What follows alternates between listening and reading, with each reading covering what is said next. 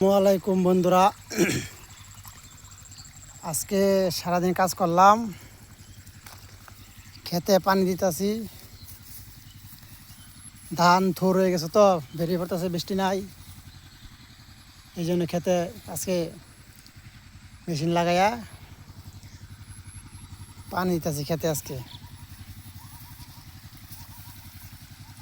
বন্ধুরা আজকে প্রচুর কাজ করতেই হবে, কিছু করার নাই। এই যে ধান খেতে পানি দিতেছি মেশিন দিয়া। এটা হচ্ছে আমার ধান ক্ষেত, এটা আমার এই মাদার পান্তরি,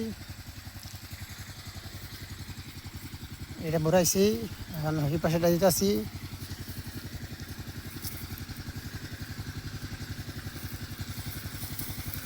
সবাই ভালো থাকবেন, সুস্থ থাকবেন। ধন্যবাদ সবাইকে।